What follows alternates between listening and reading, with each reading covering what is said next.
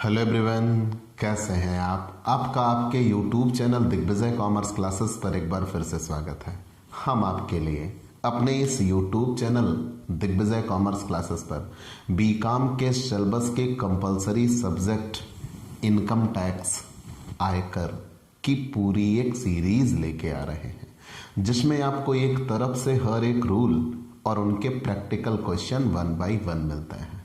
आप हमसे जुड़कर अपने कॉमर्स की पढ़ाई एक प्रॉपर वे में पूरी कर सकते हैं। स्पेशली अगर आप बीकॉम या एमकॉम के छात्र हैं तो आपके जितने भी सब्जेक्ट बनते हैं, चाहे वो थ्योरेटिकल सब्जेक्ट हो या न्यूमेरिकल सब्जेक्ट, उनकी स्पेशल कोचिंग क्लासेस आपको यहाँ इस YouTube channel Digvijay commerce classes पर अवेलेबल मिलती है। आप हमसे जुड़कर अपने कॉमर्स की पढ़ाई एक प्रॉपर वे में पूरी कर सकते हैं। आप अपनी पढ़ाई का वो नज़रिया, वो अंदाज पाते हैं जो आप क्लासरूम पढ़ाई या ऑफलाइन पढ़ाई में पाते थे। उन्हीं विशेषताओं को समेटे हुए हम आपके लिए ये क्लासेस लेके आते हैं, जो आपकी तैयारी को एकदम शानदार आपकी शर्तों पर पूरी करती हैं। अगर आप अपनी एग्ज़ाम प्रिपरेशन सबसे शानदार तरीके से करना चाहते हैं, अपने घर बैठे अपनी पढ़ाई पूरी करना चाहते हैं, तो आइए दिग्विजय कॉमर्स क्लासेस आपके लिए वो मौका लेके आया है। तो अगर आप हमसे नए जुड़ रहे हैं तो सबसे पहले हमारे इस YouTube channel Digvijay commerce classes को सब्सक्राइब करिए, शेयर करिए, बेल आइकन दबाइए, ताकि हम आपके लिए एक बेहतर से बेहतर कॉमर्स की पढ़ाई आपके लिए लेके आ सके। आप हमसे पेड क्लास भी ले सकते हैं। पेड क्लास पाने के लिए आप हमारे व्हाट्सएप नंबर पर व्हाट्सएप करिए, मैसेज करिए, आपको पेड क्लास की पूरी जानकारी दे दी जाएगी, जिसमें आप बहुत थोड़े से शुल्क का भुगतान करके हमसे एक रेगुलर क्लास पाते हैं। PDF मिलेगा, डाउट सेशन रखा जाएगा, क्वेश्चन पेपर सॉल्व कराए जाएंगे। तो ये सब कुछ पाने के लिए आप हमसे पेड क्लास ले सकते हैं। प्यारे दोस्तों, हम अपने पिछले क्लासेस में हम आपके लिए कैपिटल गेन लेसन की शुरुआत कर चुके थे। कैपिटल गेन आय का चौथा शीर्षक है। आप इसके पहले वेतन से आय, मकान से आय, व्यवसाय अथवा पेशे से लाभ पढ़ चुके हैं। और सही मायनों में अगर मैं ये कहूँ तो आप कैपिटल गेन के भी आधे रूल आप जान चुके हैं। ऐसा मैं क्यों कह रहा हूँ?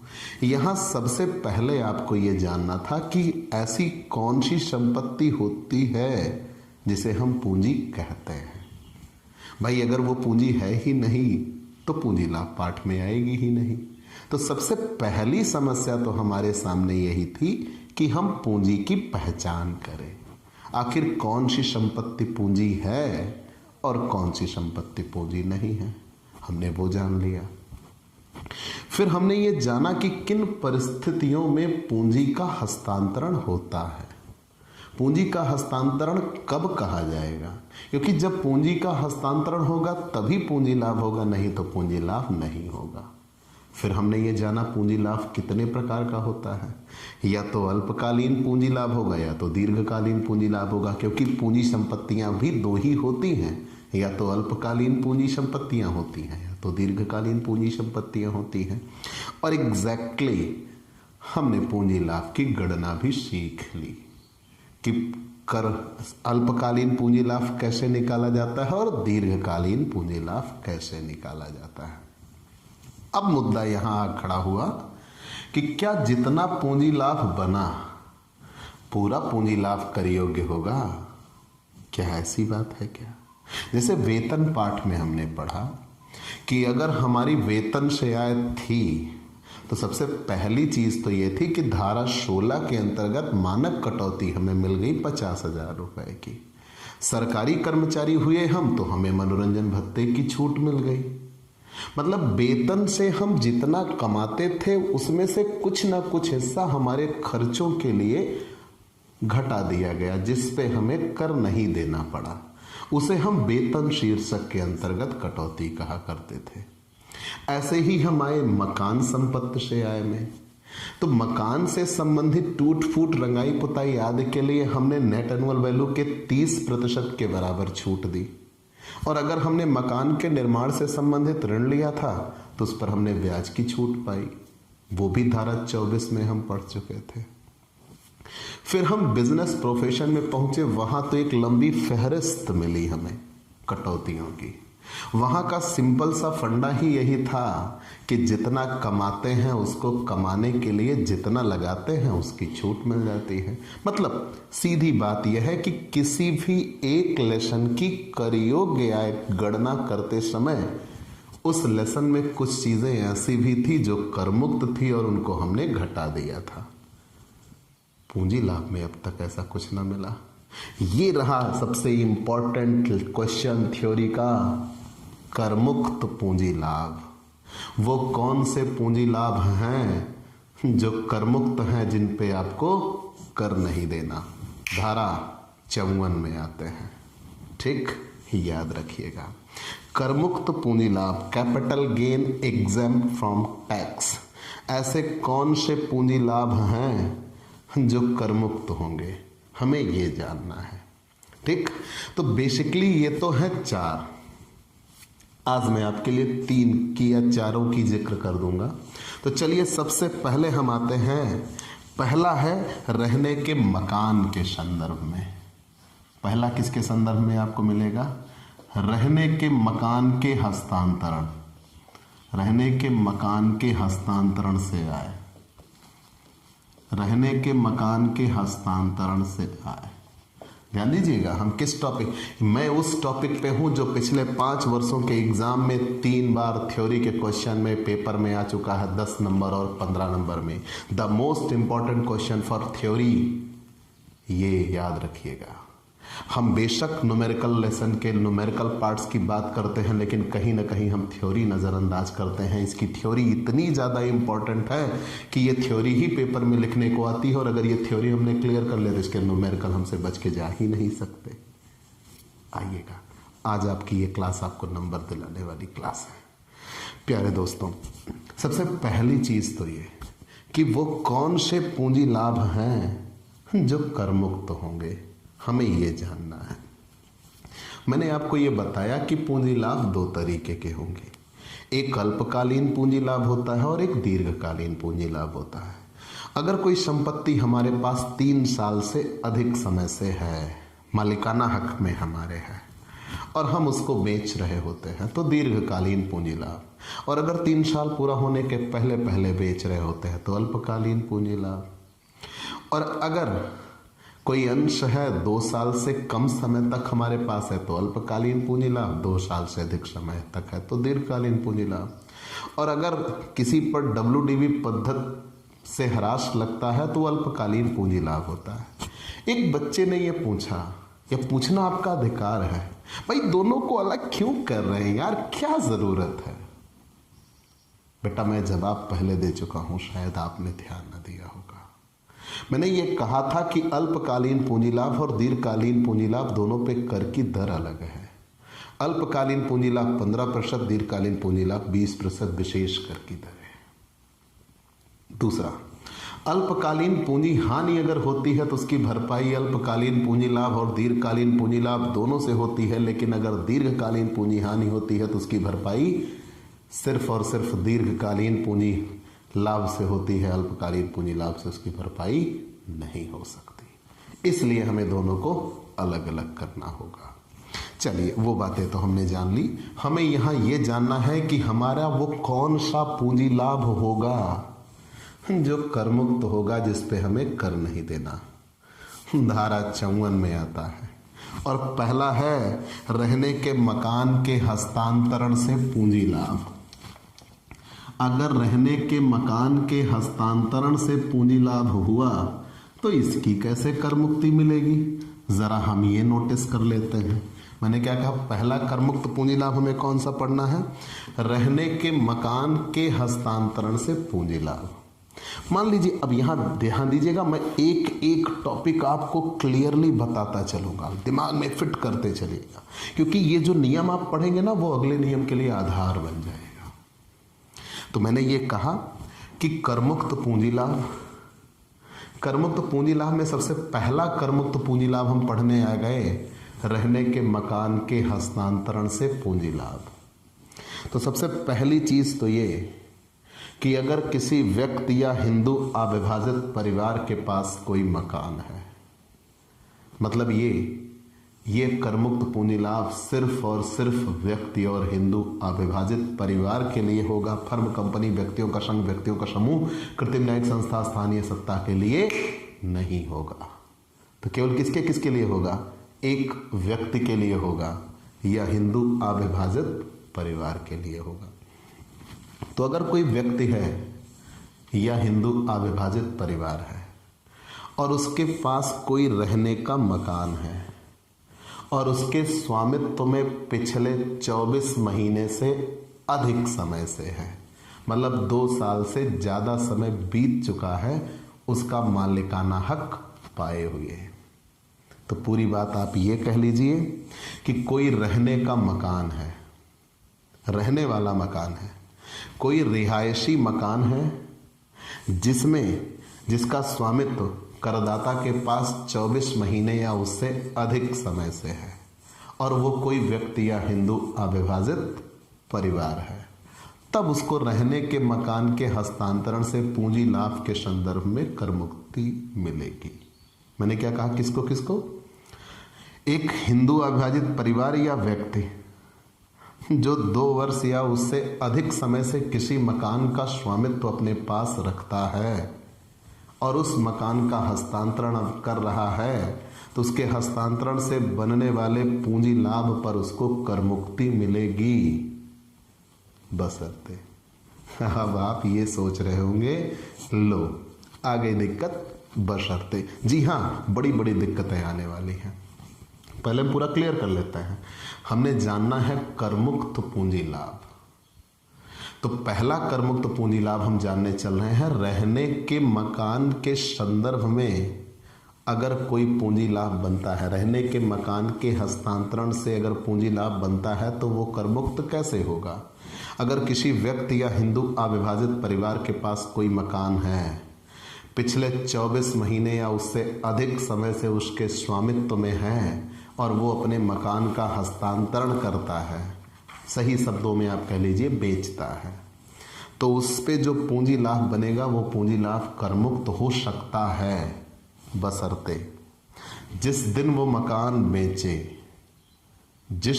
मकान बेचे उसके 1 साल पहले ही और जिस दिन मकान वो बेचे उसके 2 साल बाद तक में कोई नया मकान खरीद ले। जस्ट लाइक मान लो आपने यहाँ पे मकान बेचा, तो इसके 1 साल पीछे या 2 साल आगे तक में आप नया मकान खरीद लें, तभी आपको छूट मिलेगी, नहीं तो आपको करमुक्त पूंजी लाभ नहीं होगा। ठीक, मैंने क्या कहा कि आपको मकान बेचने के बाद जो पैसा मिला पूंजी लाभ हुआ। ये तो निर्विवाद रूप से सत्य है कि अगर आपके पास कोई संपत्ति है और आप उस संपत्ति का हस्तांतरण करते हैं और आपको कोई लाभ होता है तो वो तो पूंजी लाभ है। मुद्दा यहां तक तो पीछे आप नियम पढ़ चुके हैं, यहां तक तो आप पीछे पढ़ चुके हैं कि अगर आपके पास कोई संपत्ति है और उस संपत्ति का हस्तांतरण करते हैं तो उस हस्तांतरण पे अगर आपको कोई लाभ होता है तो वो पूंजी लाभ होता है। लेकिन वो पूंजी लाभ आगे चल के करमुक्त हो जाएगा, आप उसे ये जान रहे हैं। तो अगर किसी व्यक्ति या हिंदू अविभाजित परिवार के पास कोई रहने का मकान है जिसका स्वामित्व उनके पास 24 महीने से अधिक समय से है, अब अगर उस मकान का वो हस्तांतरण करते हैं और उस मकान के हस्तांतरण के परिणाम स्वरूप उनको लाभ होता है तो वो पूंजी लाभ करमुक्त हो सकता है, बशर्ते जिस दिन उन्होंने मकान बेचा उसके 1 साल पहले ही या आगे के 2 साल में नया मकान उन्होंने खरीद लिया हो, तभी उनको छूट मिलेगी, नहीं तो उनको छूट नहीं मिलेगी। चलो नहीं खरीदेंगे, बनवाएंगे तब क्या? तो जिस दिन वो मकान बेच रहे हैं उस मकान को बेचने वाली डेट से लेकर आगे के 3 वर्षों में नया मकान बनवा लें, तब उन्हें छूट मिल जाएगी, अन्यथा उनको पूंजी लाभ से करमुक्ति नहीं मिलेगी। चलो मान लिया जिस दिन उन्होंने मकान बेचा उसके पीछे के 1 साल या आगे के 2 साल में नया मकान खरीद लिया, या आगे के 3 साल में नया मकान बनवा लिया। ये खरीदने वाली शर्त है पीछे के 1 साल आगे के 2 साल, और बनवाने वाली शर्त है जिस दिन बेचा उसके आगे के 3 साल। मान लो खरीद लिया या बनवा लिया, दोनों में से कुछ ना कुछ कर लिया, तो कितने की छूट मिलेगी? जितने में वो नया मकान खरीदा जाएगा या नया मकान बनवाया जाएगा उतने की छूट मिलती है। तो पूरी बात क्या बनी? हाँ, बहुत पेशेंस के साथ करमुक्त पूंजी लाभ धारा 54 में आता है। अगर किसी व्यक्ति के पास कोई रहने का मकान है और उस रहने के मकान के हस्तांतरण से कोई पूंजी लाभ बनता है तो उस पर कर मुक्ति मिल सकती है। कैसे? अगर किसी व्यक्ति या हिंदू अविभाजित परिवार के पास पिछले 24 महीने या उससे अधिक समय से कोई मकान है और वो उस मकान का हस्तांतरण कर रहा है तो उस पर जो पूंजी लाभ होगा उस पर कर मुक्ति मिल सकती है, बशर्ते जिस दिन वो मकान बेचा गया उसके ठीक 1 साल पीछे में ही या आगे के 2 साल में नया मकान खरीद लिया गया हो। जिस दिन वो मकान बेचा गया उसके आगे के 3 साल में नया मकान खरीद लिया गया, नया मकान बनवा लिया जाए, तब तो छूट मिलेगी, नहीं तो छूट नहीं मिलेगी। कितने की छूट मिलेगी? जितने में नया मकान खरीदा जाए या बनवाया जाए। चलो ना खरीद पाया ना बनवा पाया, तब क्या करिएगा? छूट कैंसिल? नहीं, एक उपाय और भी है। अगर आपने ना तो नया मकान खरीदा और ना ही नया मकान बनवाया तो जो आपके पास पूंजी लाभ है वो पूंजी लाभ अपनी आय की विवरणी दाखिल होने के पहले capital gain account scheme CGAS capital gain account scheme 1988 पूंजी लाभ खाता योजना 1988 के अंतर्गत जमा कर दीजिए, क्योंकि बाद में फिर इससे पैसा निकाल कर आप उसी काम के लिए लगा दीजिएगा। मतलब आपको एक ड्यूरेशन मिल जाती है। अगर आप निर्धारित समय में नया मकान खरीद नहीं पाए या नया मकान बनवा नहीं पाए तो आप अपने पैसे को, पूंजी लाभ को कैपिटल गेन अकाउंट स्कीम 1988 में जमा कर दीजिए, और उसके बाद तब जितना पैसा आप उसमें जमा कर देंगे उसकी भी आपको छूट मिल जाएगी। ये विशेष रूप से याद रखिएगा कि अगर आपने नया मकान बनवाने की बात की तो जिस दिन आप मकान बेच रहे हो उसके आगे के 3 साल में नया मकान बन जाना चाहिए। और अगर आप मकान खरीदने की बात कर रहे हो तो जिस दिन आप मकान बेच रहे हो पीछे के 1 साल आगे के 2 साल में नया मकान आपने खरीद लिया हो, तब आप छूट पाइएगा, नहीं तो आप छूट नहीं पाइएगा। और मान लीजिए आपको पूंजी लाभ हुआ, ना तो आपने मकान खरीदा और ना ही आपने मकान बनवाया, तो फिर गए पैसे? नहीं। तो आप जो पैसे आपके पास है पूंजी लाभ के, उस पैसे को कैपिटल गेन अकाउंट स्कीम 1988 के अंतर्गत जमा कर दीजिए, आपको तब भी छूट मिल जाएगी। लेकिन ध्यान रहे कि जब कैपिटल गेन अकाउंट स्कीम से पैसा निकाला जाएगा तो उसी काम के लिए लगाया जाएगा जिस काम के लिए आपने जमा किया है, मतलब मकान बनवाने के लिए या खरीदने के लिए। नहीं तो फिर इस पे आपको टैक्स देना पड़ जाएगा। ठीक? और 3 साल में यह प्रयोग हो जाना चाहिए। बेसिक बात यह है कि अगर कैपिटल गेन अकाउंट स्कीम में आपने पैसे जमा किए हैं तो 3 साल के भीतर में वो यूज हो जाना चाहिए। एक समस्या और सामने आ खड़ी हुई है, कर से छूट का रद्द होना। जो नया मकान आप खरीद रहे हो या नया मकान आप बनवा रहे हो, 3 साल पूरा होने के पहले पहले वो नया मकान आप बेच नहीं सकते। अगर आपने वो नया मकान भी बेच दिया तो मिली छूट रद्द हो जाती है। ये विशेष रूप से याद रखिएगा, मतलब छूट जो मिलती है वो रद्द हो जाती है जो नया, और वो अल्पकालीन पूंजी लाभ होता है। अगर आपके पास कोई नया मकान आपने खरीदा और वो या बनवाया ड्यूरेशन समय में ही, और वो नया मकान 3 साल पूरा होने के पहले पहले बेच देते हो, नया मकान भी 3 साल पूरा होने के पहले पहले बेच देते हो, तो वो अल्पकालीन पूंजी लाभ के अंतर्गत आएगा और उस पर मिलने वाली छूट रद्द हो जाएगी। ठीक? बात आई कैपिटल गेन अकाउंट स्कीम की, तो मैंने ये बताया यह योजना करमुक्त पूंजी लाभों के संदर्भ में है। यह योजना तब लागू होती है जब करदाता अपनी आय का विवरण दाखिल करने की तिथि तक पूंजी लाभ की राशि से नई संपत्ति का क्रय या निर्माण नहीं कर पाता है, तब उसे कर से छूट लेने के लिए इस योजना की शरण लेनी पड़ती है।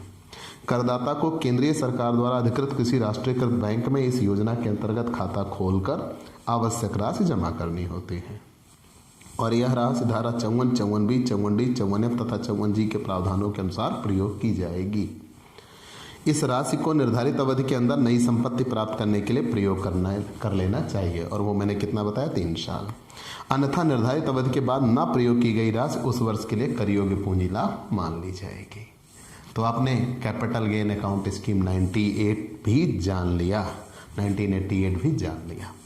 लेकिन यहाँ विशेष बात, यदि पूंजी लाभ की राशि 2 करोड़ से अधिक नहीं है तो यदि करदाता चाहे तो भारत में एक रिहायशी मकान खरीदने या बनवाने की अपेक्षा 2 रिहायशी मकान खरीद सकता है या 2 रिहायशी मकान बनवा सकता है। याद रखिएगा, यदि पूंजी लाभ की राशि 2 करोड़ रुपए से अधिक नहीं है तो वो 2 मकान खरीद भी सकता है और 2 मकान बनवा भी सकता है। और यहाँ यदि किसी कर निर्धारण वर्ष में करदाता ने विकल्प का प्रयोग कर लिया है तो वह उस कर निर्धारण वर्ष या किसी अन्य कर निर्धारण वर्ष में इस विकल्प का हकदार नहीं होगा।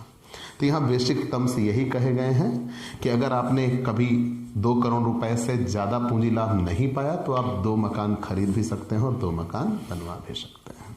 चलिए, ये तो रहने के मकान के संदर्भ में पूंजी लाभ था, रहने के मकान के हस्तांतरण से पूंजी लाभ। दूसरा, अब इसके कुछ प्रैक्टिकल क्वेश्चन है, लेकिन चूंकि हम थ्योरेटिकल हिस्से पे हैं तो हम सारी थ्योरी आज क्लियर कर देना चाहते हैं। तो एक पूंजी लाभ आपने जान लिया, रहने के मकान के हस्तांतरण से पूंजी लाभ किसको किसको छूट मिलती है? केवल व्यक्ति और हिंदू अविभाजित परिवार को। कब मिलती है? पिछले 2 साल से अधिक समय से आप किसी मकान संपत्ति के स्वामी थे और उस मकान संपत्ति को आप बेच रहे हो तो उसके हस्तांतरण से जो पूंजी लाभ होगा उस पूंजी लाभ पर आपको छूट मिल सकती है। ठीक, लेकिन यहाँ विशेष बातें कुछ हैं कि जब आप नए मकान बेचिए उसके 1 साल पहले ही या आगे के 2 साल में आप नया मकान बनवा लीजिए, नया मकान खरीद लीजिए। और अगर आप मकान बनवाने की बात करते हो तो जिस दिन आपने मकान बेचा पुराना वाला, उसके आगे के 3 साल में आप नया मकान बनवा लीजिए, तब छूट पाइएगा, नहीं तो छूट नहीं पाइएगा। अब बात कर लेते हैं कृषि भूमि के संदर्भ में, कृषि भूमि के हस्तांतरण से पूंजी लाभ। ठीक, कृषि भूमि के हस्तांतरण से पूंजी लाभ, ये तो रहने के मकान के संदर्भ में था। कृषि भूमि के हस्तांतरण से पूंजी लाभ, कृषि भूमि के हस्तांतरण से पूंजी लाभ, कृषि भूमि के हस्तांतरण से पूंजी लाभ, कृषि भूमि के हस्तांतरण से पूंजी लाभ, कृषि भूमि के हस्तांतरण से पूंजी लाभ धारा 54B में आता है, धारा 54B में आता है। पहले वाले को 54 में ही लिखा जाता है, लेकिन कुछ लोग उसे 54A भी बोलते हैं, धारा 54A बोलते हैं, लेकिन वो अलग चीज़ है। आप जानते रहिए बेसिकली उसके लिए धारा 54 ही इस्तेमाल किया जाता है रहने के मकान के संदर्भ में। तो कृषि भूमि के हस्तांतरण से पूंजी लाभ, अगर किसी व्यक्ति के पास या हिंदू अविभाजित परिवार के पास, मतलब ये वाली छूट भी व्यक्ति और हिंदू अविभाजित परिवार के लिए ही है, तो अगर किसी व्यक्ति या हिंदू अविभाजित, भाई रहने का काम व्यक्ति या हिंदू अविभाजित परिवार का होगा, जमीन भी व्यक्ति या हिंदू अविभाजित परिवार की, खेती वाली जमीन। तो अगर किसी व्यक्ति या हिंदू अविभाजित परिवार के पास शहरी क्षेत्र में कोई जमीन स्थित है, विशेष रूप से याद रखिएगा, ये कृषि जमीन कहाँ होनी चाहिए? शहरी क्षेत्र में होनी चाहिए। तो अगर किसी व्यक्ति या हिंदू अविभाजित परिवार के पास शहरी क्षेत्र में कोई जमीन स्थित है और वो पिछले 2 वर्षों से या उससे अधिक समय से करदाता के स्वामित्व में थी, तो उस जमीन के हस्तांतरण से जो पूंजी लाभ बनेगा उस पे आपको कर मुक्ति मिल सकती है। मैंने क्या कहा? अगर किसी व्यक्ति या हिंदू अविभाजित परिवार के पास शहरी क्षेत्र में कोई कृषि भूमि है, मतलब वो आती शहरी क्षेत्र में है लेकिन उस पर होती कृषि है, उस पर कोई निर्माण कार्य नहीं हुआ, उस पर खेती का काम हो रहा है, तो अगर शहरी क्षेत्र की परिधि में किसी व्यक्ति या हिंदू अविभाजित परिवार के पास कोई कृषि भूमि है और उस कृषि भूमि को उसने बेच दिया, हस्तांतरण कर दिया, जिसका कि पिछले 2 साल या उससे अधिक समय से स्वामित्व तो उस करदाता के पास था या उसके माता पिता या उसके हिंदू अविभाजित परिवार के द्वारा कृषि कार्यों के लिए प्रयोग की जा रही थी। पूरी बात समझिएगा। अगर किसी व्यक्ति के स्वामित्व में या हिंदू अविभाजित परिवार के स्वामित्व में कोई शहरी भूमि है और वो पिछले 2 वर्षों से उसके स्वयं के द्वारा या उसके माता पिता के द्वारा या हिंदू अविभाजित परिवार के द्वारा उस पर खेती का ही काम हो रहा था, मतलब 2 वर्षों से अधिक समय से उनके स्वामित्व में वो जमीन रही है, उस शहरी जमीन को, उस शहरी कृषि योग्य जमीन को वो हस्तांतरण कर रहा है, बेच रहा है। आप सरल शब्दों में यह कह सकते हो कि अगर कोई व्यक्ति या हिंदू अविभाजित परिवार 2 वर्षों से अधिक समय से जिनका मालिकाना हक उनके या उनके परिवार के पास है, अगर उस जमीन को हस्तांतरित कर रहे हैं, बेच रहे हैं, तो उसके संदर्भ में बनने वाला पूंजी लाभ करमुक्त हो सकता है, बशर्ते जिस दिन उन्होंने जमीन बेचा उस दिन से लेकर अगले 2 वर्ष के भीतर में वो कोई नई जमीन कृषि कार्य के लिए या कृषि भूमि क्रय कर लें, तभी उनको छूट मिलेगी, नहीं तो छूट नहीं मिलेगी। यहाँ मकान बेच के मकान खरीदना था और यहाँ जमीन बेच के जमीन खरीदनी थी। अगर आपने अपनी शहरी क्षेत्र में स्थित कोई कृषि भूमि बेची तो जिस दिन बेची उसके अगले 2 वर्ष के भीतर में आप नई कृषि भूमि खरीद लीजिए, तभी आपको छूट मिलेगी, अन्यथा आपको छूट नहीं मिलेगी। ये विशेष रूप से याद रखिएगा। चलिए हमने मान लिया कब, अगर कोई व्यक्ति या हिंदू अविभाजित परिवार शहरी क्षेत्र में जिसके पास कृषि भूमि है और 2 वर्षों से अधिक समय से उसके या उसके परिवार के स्वामित्व में है और अपनी जमीन वो बेच रहा है, तो उस जमीन के हस्तांतरण पर होने वाला पूंजी लाभ करमुक्त होगा, बशर्ते कि जिस दिन वो जमीन बेची जाए उसके अगले 2 वर्ष के भीतर में ही नई कृषि योग्य भूमि उस करदाता द्वारा खरीद ली जाए। चलो मान लिया कितने की कर मुक्ति मिलेगी, जितना उस नई जमीन के क्रय करने पर खर्च कर दिया जाएगा उतने की छूट मिलेगी। और सबसे बड़ी बात, अगर कुछ पैसे बच गए, नई जमीन नहीं खरीद पाए, तो problem is solve. Capital gain account scheme 1988 के अंतर्गत पैसा जमा कर दीजिए। जितना पैसा आप उसमें जमा कर देंगे, निर्धारित उद्देश्य के लिए आप उसमें से निकालिएगा अगले 3 साल में, तब आपको उसकी छूट मिल जाएगी। अगर निर्धारित समय बीत जाने पर भी आपने उसका इस्तेमाल नहीं किया तो कैपिटल गेन अकाउंट स्कीम में जमा पैसे पे आपको टैक्स देना पड़ जाएगा। और जो नई जमीन खरीदे हैं वो 3 साल पूरा होने के पहले पहले विक्रय नहीं होना चाहिए। अगर आपने नई जमीन भी 3 साल पूरा होने के पहले पहले बेच दिया तो वो अल्पकालीन पूंजी लाभ होगा और उस अल्पकालीन पूंजी लाभ पर आपको टैक्स देना पड़ेगा और जो छूट मिलती है वो छूट रद्द हो जाएंगी, फिर आप किसी छूट के पाने के अधिकारी नहीं होंगे। ये विशेष रूप से याद रखिएगा। तीसरा है औद्योगिक उद्यम की भूमि या भवन के अनिवार्यतया अधिग्रहण से पूंजी लाभ। औद्योगिक उद्यम की भूमि या भवन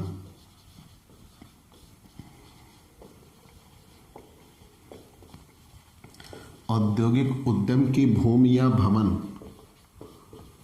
औद्योगिक उद्यम की भूमि या भवन के अनिवार्यतया अधिग्रहण से पूंजी लाभ। अनिवार्यतया अधिग्रहण से पूंजी लाभ। अधिग्रहण से पूंजी लाभ। अधिग्रहण से पूंजी लाभ। ठीक, धारा 54D कहा जाता है इसे, धारा 54D। ठीक, जानिएगा क्या है, हम यहां समझाते हैं आपको। मान लीजिए किसी व्यक्ति के पास कोई औद्योगिक उद्यम चल रहा है, इंडस्ट्री, हमारे पड़ोस में एक इंडस्ट्री है, भाई हम अमेठी से बिलोंग करते हैं, तो हमारे पड़ोस में एक इंडस्ट्री है राजेश मसाला की जी। तो राजेश मसाला के पास मान लीजिए कोई औद्योगिक उद्यम है, इंडस्ट्रियल एरिया है, और करदाता के पास किसी औद्योगिक उद्यम की भूमि या भवन है और उस पर सरकार अनिवार्यतया अधिग्रहण कर ले। सरकार को ये लगे कि मोर प्रॉफिटेबल सेक्टर है, अब हम इसको ले लेंगे, तो सरकार उनको ऑफर देगी कि आप इस जगह को छोड़कर किसी दूसरी जगह चले जाइए, ये हम अपने कब्जे में ले रहे हैं। क्योंकि हमारे यहाँ सारे अधिकार सरकार ने अपने पास सुरक्षित रखे हैं, वो किसी भी चीज़ को कभी भी ओवरटेक कर सकती है। तो मान लीजिए किसी व्यक्ति के पास कोई औद्योगिक उद्यम या भूमि या भवन है और उस औद्योगिक उद्यम भूमि या भवन को सरकार अनिवार्यतया अधिग्रहण कर लेती है। यहाँ किस करदाता को छूट मिलेगी? सभी करदाताओं को छूट मिलेगी। ये दोनों छूटें तो सिर्फ और सिर्फ व्यक्ति और हिंदू अविभाजित परिवार के लिए थी, लेकिन ये छूट सभी करदाताओं के लिए है। व्यक्ति, हिंदू अविभाजित परिवार, फर्म, कंपनी, व्यक्तियों का संघ, व्यक्तियों का समूह, कृत्रिम न्यायिक संस्था और स्थानीय सत्ता, सबके लिए ये छूट है। तो अगर किसी भी करदाता के पास कोई औद्योगिक उद्यम की भूमि या भवन है और उस पर सरकार अनिवार्यतया अधिग्रहण कर लेती है, तो सरकार उसका कुछ कंपनसेशन देगी, जरूर देगी। जब सरकार उसका कंपनसेशन देगी तो क्या वो आपके लिए करमुक्त होगा या करयोग्य? अब आप ये सोच रहे हैं भाई हमसे एक तो जबरदस्ती ले रहे हैं, हमारी इच्छा नहीं है, तो करमुक्त तो होना ही चाहिए। हो सकता है बशर्ते आपने वो काम ना किया तो करमुक्ति भी गई। तो मतलब किसी भी करदाता के अधिकार में अगर कोई औद्योगिक उद्यम, भूमि या भवन है और सरकार उसका अनिवार्यतया अधिग्रहण करती है, तो उसके संदर्भ में जो आपको पूंजी लाभ होगा वो पूंजी लाभ करमुक्त होगा, बशर्ते ऐसे हस्तांतरण की तिथि से 2 वर्ष की अवधि में करदाता, मतलब ये पहले तो आपके पीछे 2 साल, कम से कम पीछे 2 साल या उससे अधिक समय से ये आपके अपने स्वामित्व में थी और आप उद्योग के रूप में इसका प्रयोग कर रहे थे, तभी आप छूट पाएंगे। और छूट कब पाएंगे? जिस दिन ये हस्तांतरण हुआ, हस्तांतरण की तिथि से 3 वर्ष के अंदर उक्त उद्योग को किसी नए स्थान पर ले जाकर पुनः स्थापित करने के लिए कोई नई भूमि खरीदिए, नया मकान बनवाइए और वहां अपना उद्योग स्थापित कर दीजिए, तब तो आपको छूट मिलेगी, नहीं तो आपको छूट नहीं मिलेगी। मतलब यहाँ आपके पास कोई जमीन है, कोई उद्योग है, कोई मकान है, आप ऐसा कह लीजिए कि करदाता के पास कोई औद्योगिक भूमि, भवन या जमीन है, कोई औद्योगिक उद्यम, भूमि या मकान है और सरकार उसका अनिवार्यतया अधिग्रहण करती है। पिछले 2 वर्ष या उससे अधिक समय से हम उस पर अपना उद्योग चला रहे हैं और हमारे स्वामित्व में है, अब सरकार उसका अनिवार्यतया अधिग्रहण कर लेती है, तो उससे जो हमें पूंजी लाभ होगा वो पूंजी लाभ हमारे लिए करमुक्त होगा, बशर्ते कि जिस दिन अनिवार्यतया अधिग्रहण हुआ उसके अगले 3 वर्ष के भीतर में हम अपने उद्यम के लिए नई जमीन, नया मकान, नए स्थान पर उस उद्यम को शिफ्ट कर दें, तब तो हमें छूट मिलेगी, अन्यथा हमें छूट नहीं मिलेगी। कितने की मिलेगी? जितने में वो नया उद्यम स्थापित करने के लिए आपने खर्च किया उतने की आप छूट पाइएगा। जमीन, मकान और उद्यम स्थापित करने संबंधी वहाँ जितना खर्च करेंगे उतने की आप छूट पाएंगे। और अगर निर्धारित समय तक नहीं इस्तेमाल कर पाते तो जो भी पैसे बच रहे हैं कैपिटल गेन अकाउंट स्कीम में जमा कर दीजिए और कैपिटल गेन अकाउंट स्कीम में जमा करने के बाद अगले 3 साल तक में आप निर्धारित उद्देश्य के लिए आप उस पैसे को निकाल लीजिएगा। अगर नहीं निकालते हैं तो जो पैसे बच जाएंगे उस पर आपको टैक्स देना पड़ जाएगा। ये विशेष नियम है।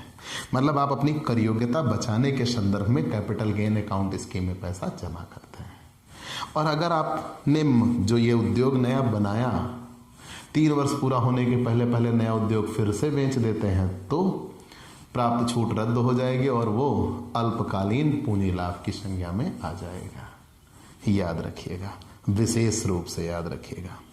फिर हम आगे आते हैं, कोई दीर्घकालीन पूंजी संपत्ति के हस्तांतरण से होने वाला पूंजी लाभ अगर है तो उसे आप निर्दिष्ट बांड खरीदिए।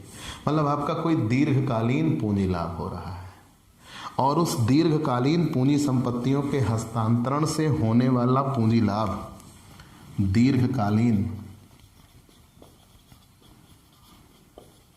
दीर्घकालीन पूंजी संपत्तियों के हस्तांतरण से, पूंजी संपत्तियों के हस्तांतरण से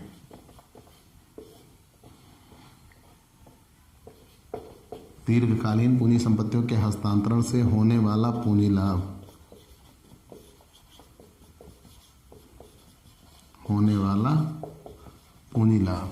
दीर्घकालीन पूंजी संपत्तियों के हस्तांतरण से होने वाला पूंजी लाभ निर्दिष्ट दीर्घकालीन बांड्स में, निर्दिष्ट दीर्घकालीन बांड्स में, निर्दिष्ट दीर्घकालीन बांड्स में, निर्दिष्ट दीर्घकालीन बांड में विनियोग करने पर, विनियोग करने पर कर से छूट, ठीक। तो यहां ये विशेष बात याद रखिएगा कि अगर हमारे पास कोई दीर्घकालीन पूंजी संपत्ति है, तो दीर्घकालीन पूंजी संपत्ति किसे कहते हैं? अंशों की दशा में जिस पे 2 वर्ष से अधिक समय बीत चुका हो और अन्य कोई संपत्तियां हो जिस पे 3 वर्ष से अधिक समय बीत चुका हो, और अगर उसका हस्तांतरण करते हैं तो उसके हस्तांतरण के परिणाम स्वरूप जो हमें पूंजी लाभ मिलता है, उस पूंजी लाभ से अगर हम निर्दिष्ट दीर्घकालीन बांड खरीदते हैं तो उस पे हमें छूट मिलेगी। कैसे मिलेगी? ये धारा 54 EC में आता है, धारा 54 EC में आता है। कैसे?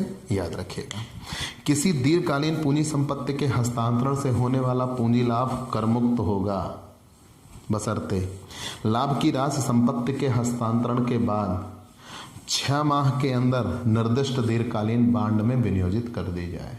मतलब कोई हमारे पास दीर्घकालीन पूंजी संपत्ति थी और हमने उसका हस्तांतरण किया और उसके हस्तांतरण के परिणाम स्वरूप अगर हमें पूंजी लाभ बना तो उस पूंजी लाभ से हम दीर्घकालीन बांड खरीद लें, और कब? 6 महीने के भीतर में, तब हमें छूट मिलेगी। दूसरी बात, यदि विनियोग की गई राशि पूंजी लाभ से कम नहीं है तो संपूर्ण पूंजी लाभ करमुक्त होगा। यदि विनियोग की गई राशि पूंजी लाभ से कम नहीं है तो संपूर्ण पूंजी लाभ करमुक्त होगा। मतलब जो आप बांड खरीद रहे हो वो उतने का बांड खरीद रहे हो या उससे ज्यादा का बांड खरीद रहे हो जितना आपको पूंजी लाभ हुआ, तो आपकी पूरे पूंजी लाभ करमुक्त हो जाएगा। ठीक। तीसरा, यदि विनियोग की राशि पूंजी लाभ से कम है तो निर्दिष्ट संपत्ति की लागत तक पूंजी लाभ करमुक्त होगा। और अगर आप कम कीमत का बांड खरीद रहे हो तो जितने का आप बांड्स खरीद रहे हो उतने की ही आपको कर मुक्ति मिलेगी, शेष जो पैसा बच जाएगा वो कर योग्य होगा। 3 बातें बनी। अगर हमारे पास कोई दीर्घकालीन पूंजी संपत्ति है, यहां जो संपत्ति थी मकान बेच के मकान खरीदा तब कर मुक्ति मिली, जमीन बेच के जमीन खरीदा तब कर मुक्ति मिली, उद्यम सरकार ने अनिवार्यता ले लिया नया उद्यम लगाया तब कर मुक्ति मिली। यहां हम कोई भी दीर्घकालीन संपत्ति बेचेंगे लेकिन बांड खरीदेंगे तो हमें कर मुक्ति मिल जाएगी। तो अगर हमारे पास कोई दीर्घकालीन पूंजी संपत्ति है और उसको बेच के या उसका हस्तांतरण करके हमें पूंजी लाभ होता है तो उसके हम दीर्घकालीन बांड खरीद लेते हैं और 6 महीने के भीतर में खरीद लेते हैं तो हमें कर मुक्ति मिल जाएगी। अगर जितने का हमारा पूंजी लाभ हो रहा है उससे अधिक का हम दीर्घकालीन बांड खरीदते हैं तो हमें ज्यादा की कर मुक्ति मिल जाएगी। जितना पूंजी लाभ हुआ है पूरा कर मुक्त हो जाएगा। अगर हमने जितना पूंजी लाभ पाया उससे कम का हम दीर्घकालीन बांड खरीदते हैं तो जितने का हम दीर्घकालीन बांड खरीदेंगे उतने की कर मुक्ति मिलेगी, शेष जो होगा वो कर योग्य हो जाएगा। और यदि निर्दिष्ट बांड प्राप्ति की तिथि से 3 वर्ष में हस्तांतरित कर दिए जाएं या मुद्रा में परिवर्तित करा लिए जाएं, तो जो बांड खरीदा 3 वर्ष के भीतर में अगर आप उनको हस्तांतरित कर देते हो या मुद्रा में परिवर्तित करा लेते हो तो जिस वर्ष ऐसा किया गया उस वर्ष पूंजी लाभ उस गत वर्ष का दीर्घकालीन पूंजी लाभ माना जाएगा और कर लगेगा। और याद रखिएगा, अगर निर्दिष्ट बांड की लागत धारा 80C में कटौती योग्य नहीं होती। ये विशेष रूप से याद रखिएगा। लेकिन यहाँ एक मेन टॉपिक और भी है। करदाता द्वारा इस धारा के अंतर्गत किसी वित्तीय वर्ष में संपत्ति अंतरित की गई है तो इसके पश्चातवर्ती वित्तीय वर्ष में मिलाकर 50 लाख रुपए से अधिक विनियोग नहीं कर सकता। ये कर मुक्ति के संदर्भ में विशेष नियम थे जो हमने आपको बता दिए। लेकिन अब आगे आप अन्य ऐसा भी नियम पढ़ेंगे, जैसे आपने ये जाना मकान बेचकर मकान खरीदा, जमीन बेचकर जमीन खरीदा, उद्यम से उद्यम स्थापित किया। लेकिन अगर मान लीजिए हमारे पास कोई गहना है, कार है, कोई प्लॉट है, उसको बेच के हम मकान खरीदें तो उसके संदर्भ में भी कर मुक्ति मिलती है। लेकिन पहले हम इन नियमों के प्रैक्टिकल क्वेश्चन पढ़ लेंगे, फिर उन नियमों की ओर बढ़ेंगे। ठीक है, तो आज की क्लास हम यहीं पे रोकते हैं, क्योंकि ये आपके लिए एक परफेक्ट थ्योरी की क्लास थी। तो हमने सारे नियम एक साथ आपको बता दिए। अब सबके प्रैक्टिकल क्वेश्चन हमें बताने में आसानी आएगी। तो प्यारे दोस्तों, आपको ये क्लास कैसी लगी हमें ज़रूर बताइएगा। आपके लाइक और कमेंट का इंतज़ार रहेगा। आप हमसे पेड क्लास भी ले सकते हैं। पेड क्लास पाने के लिए आप हमारे व्हाट्सएप नंबर पर व्हाट्सएप करिए, मैसेज करिए, आपको पेड क्लास की पूरी जानकारी दे दी जाएगी, जिसमें आप बहुत थोड़े से शुल्क का भुगतान करके हमसे एक रेगुलर क्लास पाते हैं। पीडीएफ मिलेगा, डाउट सेशन रखा जाएगा, क्वेश्चन पेपर सॉल्व कराए जाएंगे।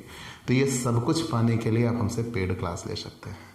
और स्पेशली अगर आप हमसे नए जुड़ रहे हैं तो सबसे पहले हमारे इस YouTube channel Digvijay commerce classes को सब्सक्राइब करिए, शेयर करिए, बेल आइकन दबाइए, ताकि आपको हमारे लेटेस्ट वीडियोज के अपडेट मिल सके। तो आज की क्लास में इतना ही। अगले दिन नए टॉपिक के साथ फिर मुलाकात होगी। चलते हैं दोस्तों, बाय बाय दोस्तों।